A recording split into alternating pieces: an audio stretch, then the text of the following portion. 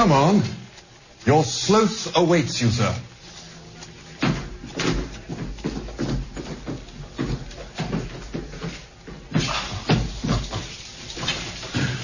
What a magnificent piece. Eh, Rance? My word. Owen's done a remarkable job. He really is a splendid specimen. Yes, I thought you'd be pleased. Come through. See what I've been working on. The chimpanzee, being the highest organized four-handed ape, every difference between its anatomy and a human's is instructive. I've been For example, the irrational ape has dog-like canines, used as weapons of destruction, quite unlike the masters of the animal kingdom. Yes, though... And the human foot is of decisive taxonomic value. Our feet are made for walking upon, our hands for grasping. This brute has its hands and feet made to answer nearly the same purpose. Well, there's a striking similarity. I'm writing a book on the subject. My brother is working on a new book, too. Come here. Let me show you what I mean.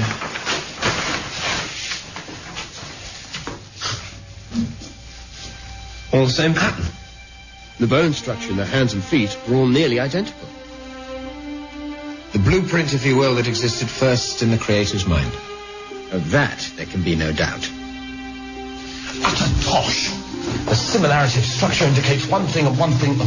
An ancient common ancestor. Real flesh and blood parents. Why didn't you say so then?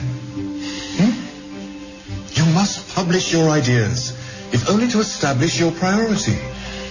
What's holding you back?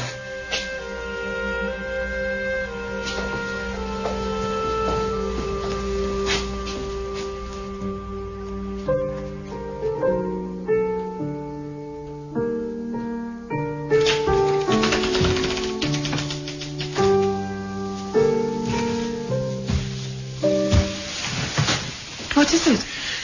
I've completed a sketch of my species theory. I believe it's a considerable step in science. If anything should happen to me... What do you mean? If I should die... Die? Charles, for goodness sake. Please, my love, it's important. If anything should happen to me, I'd like you to see to it that it gets published. £400 should be enough to see it printed and promoted. Nothing's going to happen to you. You say here that the human eye may possibly have been acquired by gradual selection of slight, but in each case useful deviations. Yes? That's a very great assumption, Charles. Well, if I'm wrong about that, I'm wrong about everything. My entire theory's in ruins. Can your theory account for the way my eyes and ears and hands and heart combine to reproduce the sounds that Chopin heard in his head? Isn't that a God-given gift? Well, it's given, but not, I think, by God. You're a man of science. You don't want to believe anything until it's proved. But some things are beyond proof. It would be a nightmare to me if I thought we didn't belong to each other forever in heaven.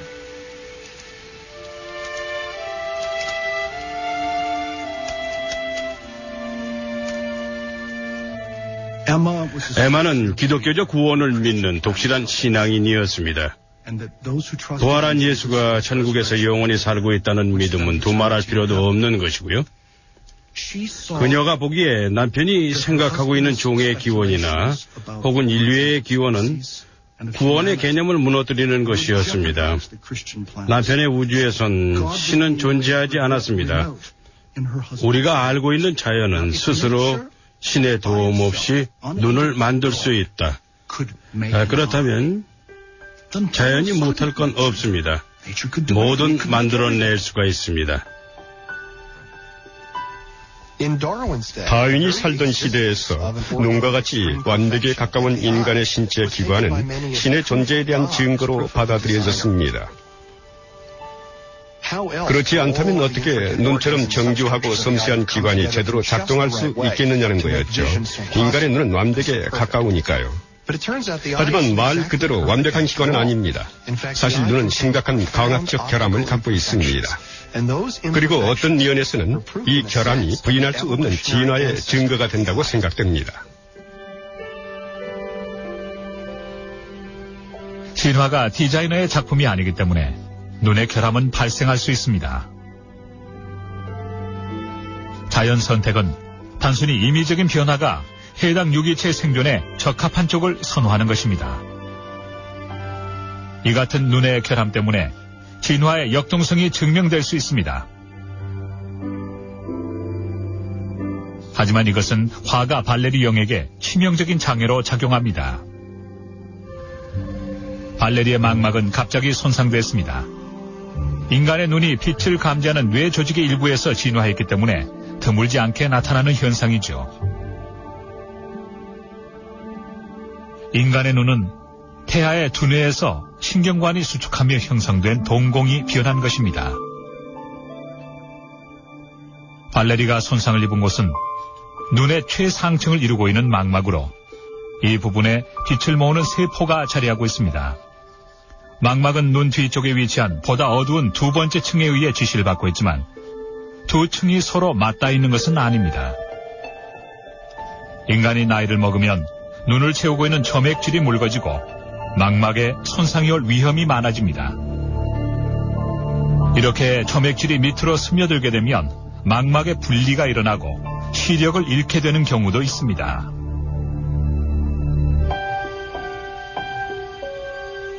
발레리 영의 망막 손상은 인간의 눈이 완벽하지 못하다는 한 가지 예에 불과합니다.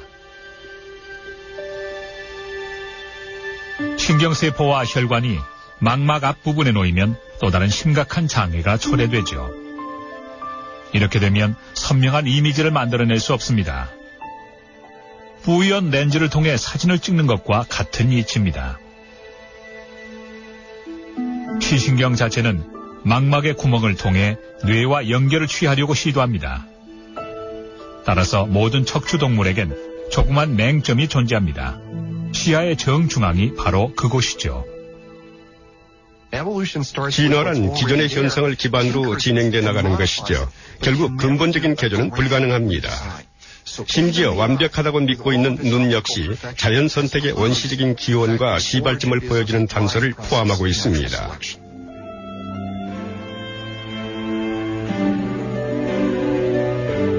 다윈은 극도로 정교한 기관이라고 불려온 동물의 눈도 사소한 변화와 시간의 누적으로 만들어질 수 있다고 믿었습니다.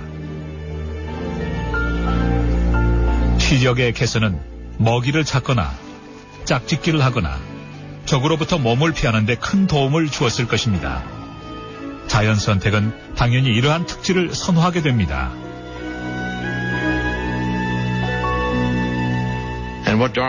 다윈이 지적한 대로 우리가 논리적으로만 생각한다면 빛 정도만 감지할 수 있는 아주 단순한 형태의 신경세포와 복잡한 이미지를 잡아낼 수 있는 렌즈 같은 눈, 그 중간 단계를 설정하는 작업이 상당히 힘들어지지만 자연에는 이런 중간 단계가 실제로 존재합니다. 스웨덴의 룬트 대학에 근무하고 있는 동물학자 댄 에릭 닐슨은 50만 년이 채 안 되는 시간 동안 원시적이고 단순한 감각기관이 어떻게 중간 단계를 거쳐 인간처럼 정교한 눈으로 발전할 수 있는가를 보여주는 모델을 개발해냈습니다. 오랫동안 눈의 진화에 관심을 가져왔습니다. 특히 눈이 진화하는데 어느 정도의 시간이 걸렸느냐에 중점을 뒀죠. 닐슨은 일련의 단계를 설정합니다. 동물의 피부에서 빛을 감지하는 평평한 부분이 카메라와 유사한 눈으로 진화하는 과정이죠. 첫 번째 단계로 자연은 평평한 감지 기관보다 컵처럼 생긴 기관을 선호합니다. 중앙 부위에 비록 약간의 함몰이 생겼더라도 컵의 가장자리가 실제로 외부에서 들어오는 빛의 일부를 차단할 수 있습니다. 물론 이 컵 안에 있는 감광세포들은 모두 빛을 같은 방향으로 포착하지는 않습니다. 이미 사진과 같은 정보를 입수하고 있다는 뜻이죠. 컵 모양을 하고 있는 원시적인 눈의 기능을 보여주는 모델입니다. 밝게 비춰진 두개골의 영상은 닐슨이 망막을 대신해 컵 뒤에 설치해둔 반투명의 스크린에 투영됩니다. 하지만 이미지는 그리 선명하지 못합니다. 컵 모양의 눈은 움직임 정도를 포착할 수 있을 뿐이죠. 이런 종류의 눈은 오늘날의 편형 동물에서 쉽게 찾아볼 수 있습니다. 이들의 눈은 진화를 멈추었습니다. 더 이상은 필요가 없으니까요. 하지만 어떤 동물이 보다 빠르게 움직여야 할 경우, 물론 먹이를 잡거나 적을 피하자는 게 주요 목적이겠죠. 이럴 때는 시력의 개선이 필요하게 되죠. 그 방법 중에 하나가 노출을 줄이는 것입니다. 시야가 좁아지죠.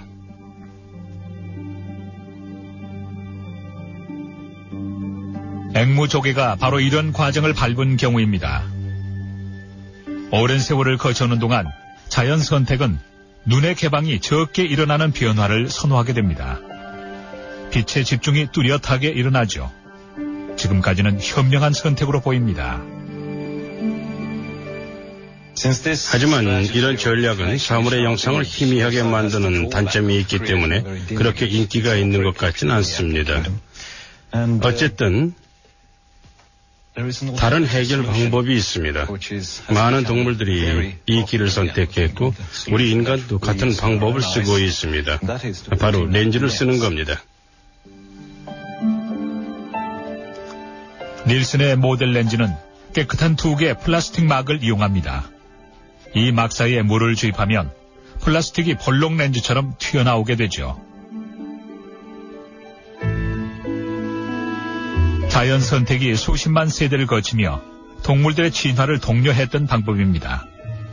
투명하고 둥근 형태의 눈을 갖고 있다면 망막 위에서 보다 선명한 빛을 모으는 것이 가능해집니다. 렌즈가 전혀 없는 상태에서 점차적으로 물이 주입되는 과정이라고 보면 되겠죠. 그럼 렌즈가 점점 부풀어 오르게 되고 그에 따라 이미지는 점점 선명해지는 것입니다. 이처럼 작은 변화가 시간을 통해 수도 없이 반복되면서 단순하고 원시적인 컵 모양의 눈, 빛의 방향 정도를 겨우 잡아내는 눈으로부터 지금 인간이 가지고 있는 완벽한 카메라 형태의 눈으로 진화된 것입니다. 이것이 실제로 일어났던 눈의 진화 과정이 아닌가 생각됩니다.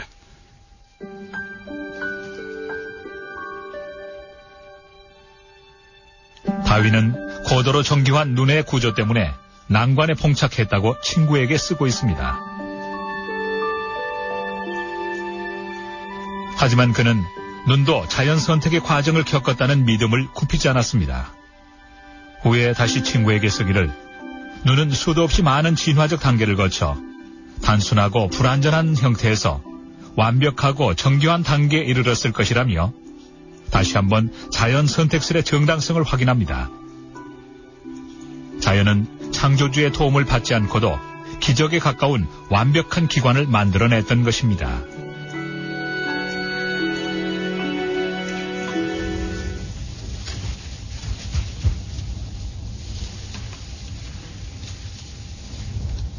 Papa, Annie's woken me up. Annie's woken me up. Mom, wake up, Annie's crying.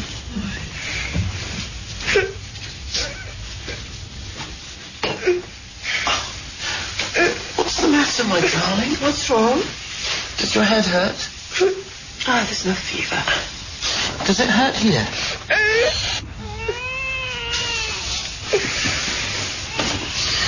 Oh, that's all right, my darling. You'll be all right.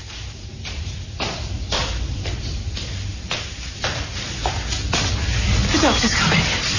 You go and get dressed. I'll stay with her. What if she's inherited my wretched digestion? She'll be fine.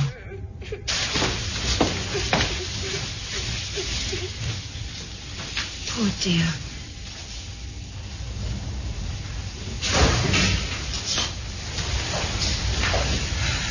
What did he say? It is her stomach, but he has no idea what's wrong. Perhaps I should take her to go see Dr. Gully. He cured me. You'll be back soon, and Papa will look after you. Soon there's going to be a new baby, and I shall need your help. Say goodbye to us now.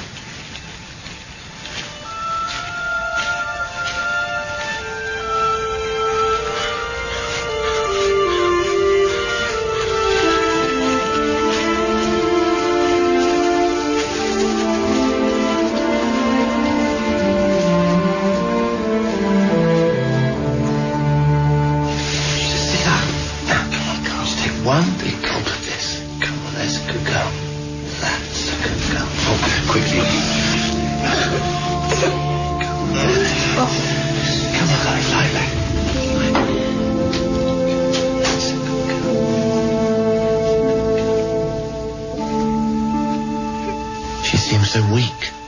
Isn't there anything you can do? All you can do is pray. It's my fault. First cousin marriages always produce weak children. It's my fault.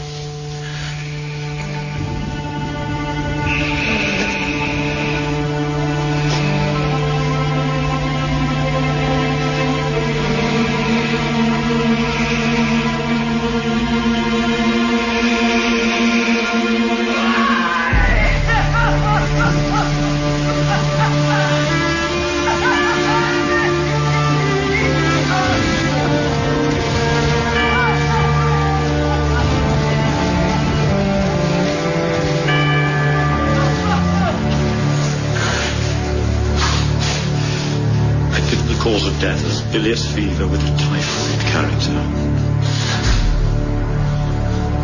The Lord gives, and the Lord takes away.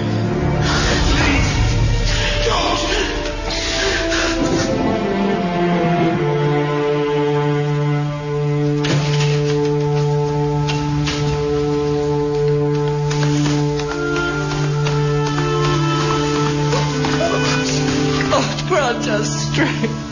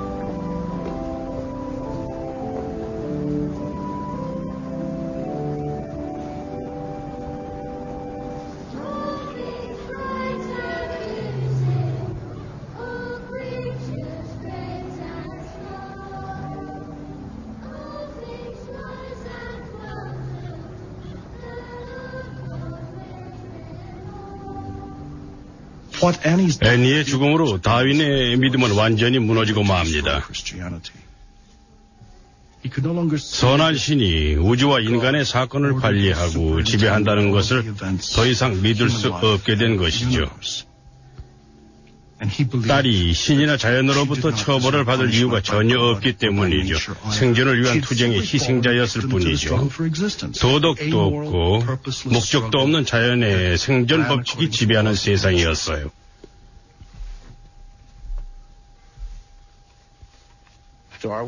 다윈은 자신의 진화 이론이 증명할 수 없는 신의 존재를 비난하고 있다는 생각은 하지 않았습니다. 타인의 종교적인 믿음을 경멸할 의도는 전혀 없었던 거죠. 신앙은 순전히 개인적인 문제라 생각했고 딸아이의 죽음을 지켜보면서 자신의 믿음을 지킬 수가 없었던 것뿐입니다.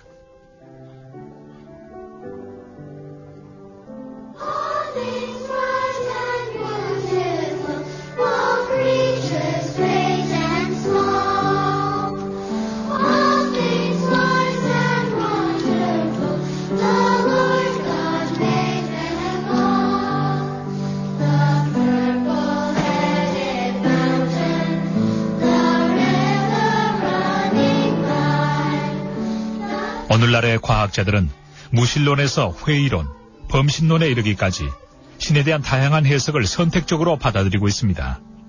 그리고 생물학자 케네스 밀러처럼 전통적인 믿음을 신봉하는 과학자들도 많습니다. 저는 가톨릭 신자인 동시에 정통 다윈주의자입니다.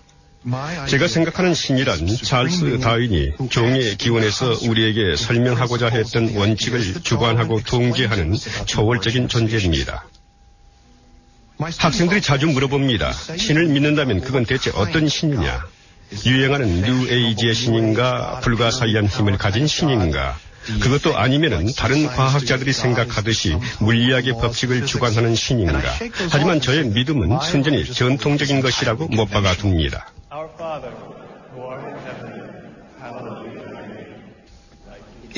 놀라는 학생들이 많습니다. 전통과 인습에 기반을 둔 종교가 과연 진화라는 개념과 모순 없이 양립할 수 있느냐? 하지만 가능합니다. 사실 제가 과학을 통해 이해한 우주와 종교를 통해 이해한 우주에는 놀라울 정도의 일관성이 존재하고 있습니다.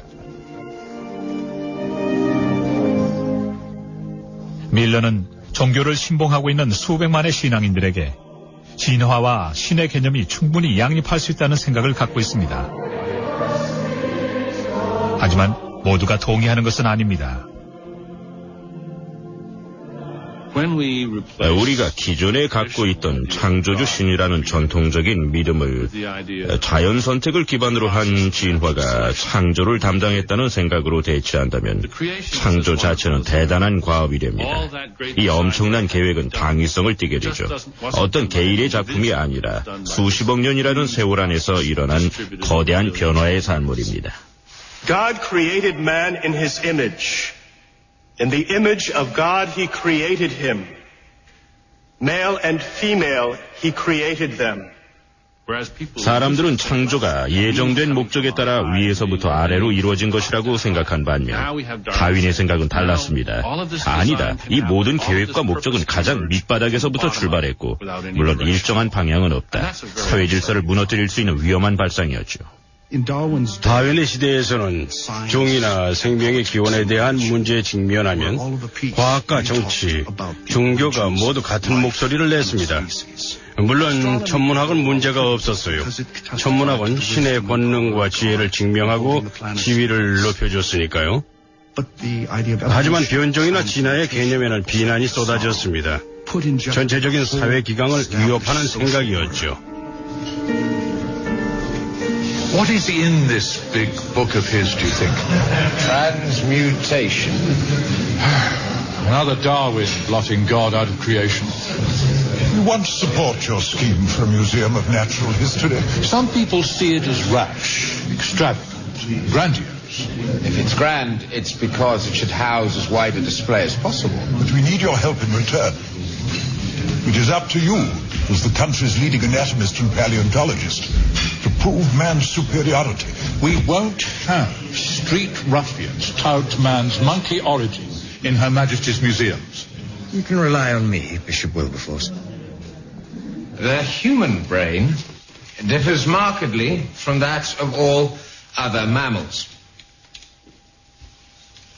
In man, not only do the cerebral hemispheres overlap the olfactory lobes and the cerebellum, but they extend in advance of the one and farther back than the other.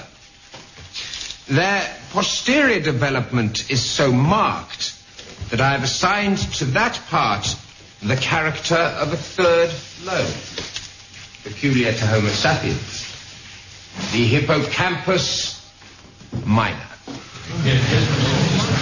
Peculiar mental faculties are associated with this highest form of brain, and I am led, therefore, to regard man not merely as representative of a distinct subclass, but as the inhabitant of one reserved for him alone.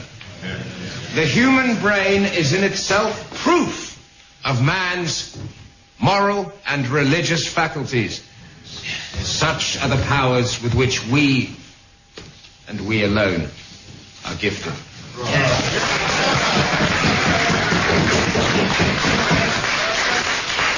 I wonder what a chimpanzee would have to say about that, Mr. Huxley. I think it's priceless. His theory is a house built on sand, a Corinthian portico on cow dung. Yes. Damn all the sanctimonious meddlers who try and stifle troublesome research. The ultimate court of appeal of science is observation and experiment, not authority, wealth and rank. Your disagreements with Owen should not be personal. I can't help it. He's so pompous. The prospect of his slipping on one of his pickled brains is just too good to be true. Bad feeling will only cloud the issue and lead to bad science. Tell that to Owen.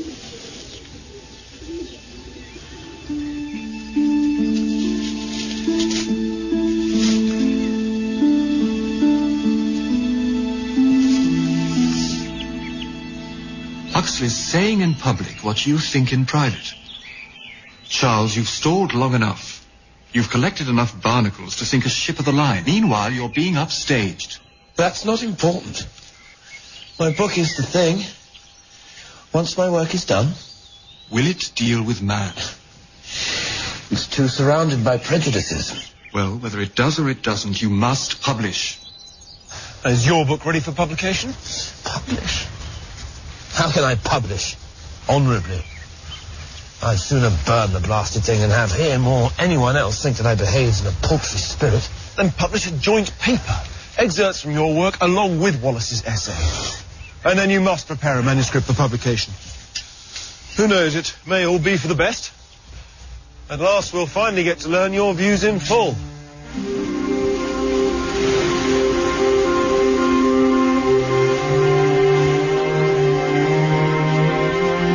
When on board HMS Beagle as naturalist, I was much struck with certain facts in the distribution of the organic beings inhabiting South America,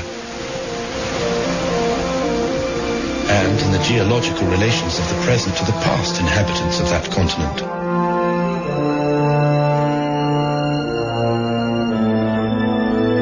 These facts seem to throw some light on the origin of species.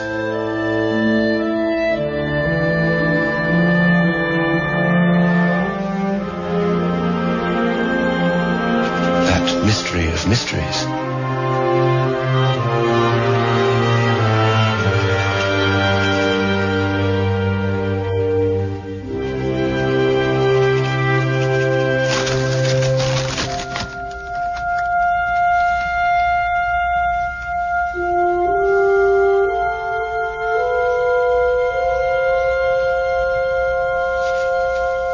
The Times is very positive. I should think so. It's Huxley. The Athenaeum wants me tried in a divinity hall, a college, the lecture room and museum. My book is no more unorthodox than the subject demands. I don't discuss the origins of man. I don't discuss Genesis. Charles, don't be so naive. It's clear you think man is no exception. Whether you're right or wrong, you must finish what you started.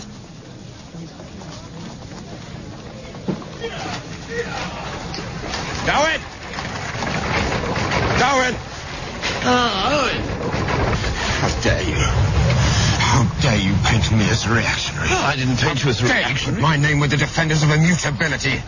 Is my concept of the ordained continuous becoming of living things to be ignored? But what does it mean? I don't know what it means. It means animals appearing out of thin air. Not at all. Oh, you believe that selection is the only possible creative law. Pure chance, the roll of the dice. In fact, new species are created by natural birth according to God's law. Well, I don't believe... I don't put you up to this. Huxley. Please, Richard. Well, I will have absolutely no truck with the Huxleys of this world, and nor should you. It is an abuse of science. You should be ashamed of yourself. Your book is a snub to the clergy and an insult to humanity. It's nihilism. Only a man devoid of a soul could find solace in a bestial ancestry.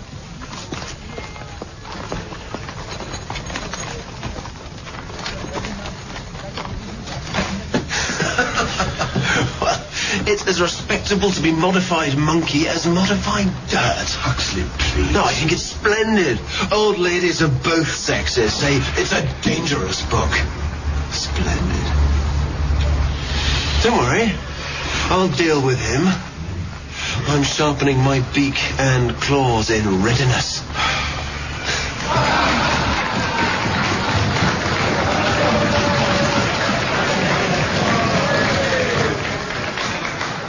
Any contribution to our natural history from the pen of Mr. Charles Darwin is certain to command attention. His latest publication, The Origin of Species, is manifestly regarded by him as the opus upon which his future fame is to rest. Mr. Darwin claims that every living thing, every fish, plant, fungus, fly, elephant, man, turnip, are all equally the lineal descendants of the same common ancestor. Such a notion is absolutely incompatible with the Word of God. Man was made in the image of God and redeemed by the eternal Son. Natural selection is an ingenious theory for denying the working and therefore the existence of the Creator. In fact, the human brain differs markedly from that of all other mammals. Unfortunately, my Lord Bishop, you have been misinformed.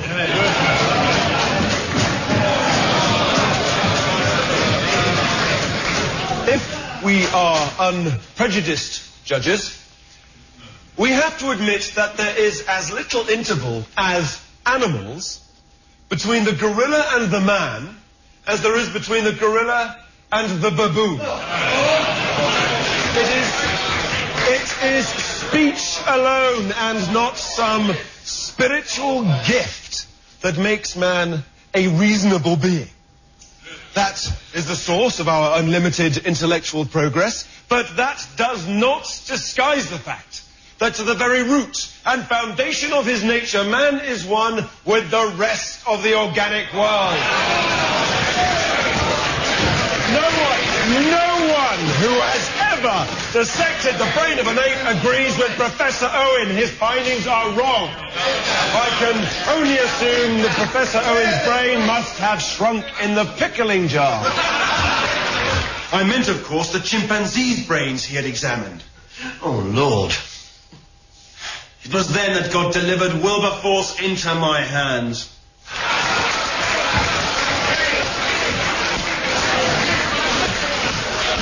I wonder, Mr. Huxley, is it through your grandfather or your grandmother that you claim descent from an ape?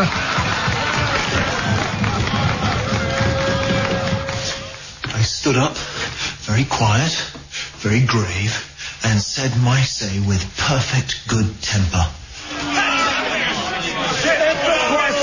If the question is put to me, would I rather have a miserable ape for a grandfather, or a man, highly intelligent, possessed of great means of influence, and yet who employed these faculties and that influence for the mere purpose of introducing ridicule into a grave scientific discussion? I unhesitatingly affirm my preference for the ape. You didn't. I said that, or something very like that. How dare you attack a live bishop in public? Have you no respect for the purple waistcoat? Lady Brewster fainted, had to be carried from the room. And then Admiral Fitzroy got to his feet. Fitzroy?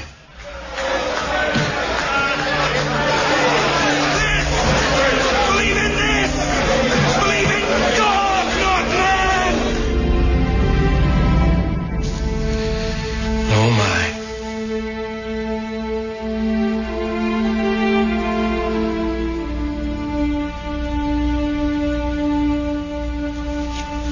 We'll probably never know the truth.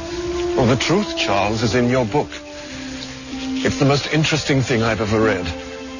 The reasoning is so entirely satisfactory to me that if the facts don't fit, then, well, so much the worse for the facts. The sheiks, Trimae was naturally selected.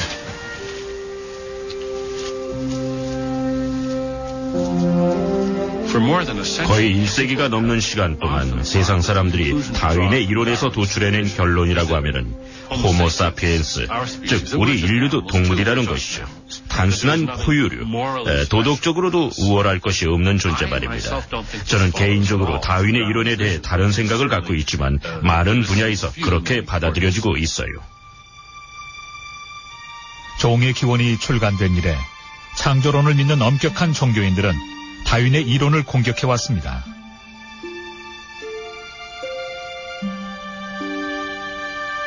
그들이 염려하는 건 진화론만이 아니었습니다. 진정으로 위험에 처한 것은 바로 인간의 영혼이었습니다.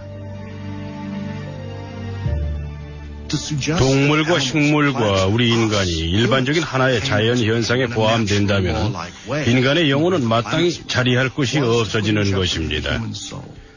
문제의 핵심은 바로 영혼이죠. 우리가 동물과 다를 것이 없고 천국이나 지옥에서 영원히 살 수 없다면 왜 인간이 현세에서 동물과 다른 행동을 보여야 하는가? 다윈이 살던 19세기에 인간과 침팬지가 가까운 관계라는 주장은 불경스러운 것이었죠. 물론 과학적인 증거도 부족했어요. 하지만 증거는 점점 확실해졌습니다. 먼저 땅속의 화석들이 발굴되기 시작했어요. 인류의 조상이 유인원과 같은 모습을 하고 있다는 사실은 인간과 침팬지가 공통의 조상을 가졌다는 생각에 설득력을 더했습니다. 그리고 최근 20년 동안 인간과 침팬지의 관계를 증명해주는 완전히 새로운 형태의 데이터가 등장하게 됩니다. 그것이 바로 DNA의 분석이죠. 이것이 DNA입니다. 인간도 DNA가 있고 침팬지도, 박테리아도, 피투니아도, 개도 DNA가 있죠. 살아있는 모든 동물, 식물, 물고기, 개구리도 DNA가 있어요. 두 가지 종의 DNA를 비교한다면 그들이 얼마나 가까운 관계에 있는지를 밝혀낼 수 있습니다. 유전자 연구의 초기에는 두 가닥의 DNA를 추출해서 종의 유사성을 비교했습니다. 열을 가하면 유전자 가닥이 하나씩 분리됩니다. 각각의 생물에서 나온 하나의 가닥이 두 개로 합쳐져 온도가 내려가면 우리에게 익숙한 나선형의 구조로 결합되는 것이 보통입니다. 두 개의 가닥이 얼마나 성공적으로 결합하느냐의 여부가 유사성의 척도가 되죠. 그리고 인간의 DNA와 침팬지의 DNA는 거의 완벽하게 결합되는 것으로 판명됐습니다. 오늘날 그 유사성은 보다 정확하게 관찰됩니다. DNA의 배열이 이제는 문자로서 읽혀지게 된 것입니다. 지금 보시는 건 인간과 침팬지에서 추출된 DNA의 배열입니다. 한 번 봐서도 알 수가 있지만 인간과 침팬지의 DNA는 98% 수준으로 동일합니다. 약간의 철자 변환만 제외하면 기본적으로 같죠. 왜 이런 사소한 변환만이 존재할까요? 인간과 침팬지는 불과 수백만 년 전에 공통조상을 갖고 있었기 때문이에요. 수백만 년에 걸친 DNA의 증식 과정에서 이러한 철자 변환이 누적된 것입니다. 공통조상에서 시간적으로 멀어질수록 그만큼 철자 변환의 빈도도 늘어나겠죠. 쥐에서 나온 유전자를 비교하면 보다 많은 철자의 차이를 볼 수 있습니다. 인간과 쥐의 공통조상은 대략 8천만 년 전에 살았기 때문에 차이가 크죠. 철저 변환의 누적이 커질 수밖에 없습니다.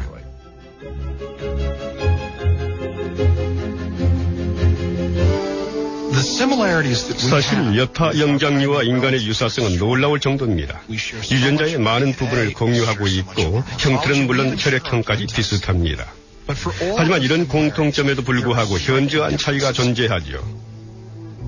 그 이유는 간단하다고 생각됩니다.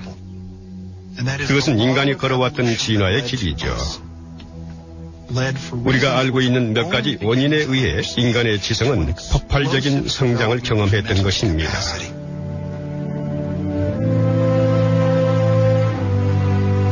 그리고 분명한 것은 자연 선택이 선호했던 개체가 의사소통이 가능한 유기체, 상징을 만들어내는 유기체, 더 나아가 언어를 사용하는 유기체였다는 사실입니다. 다윈의 위대한 이론은 우리 인간이 지구상의 모든 생명체와 하나로 묶여 있다는 점을 명확히 지적하고 있습니다. 오히려 자연에 대해 경건한 마음을 갖게 하는 관점이라고 생각됩니다.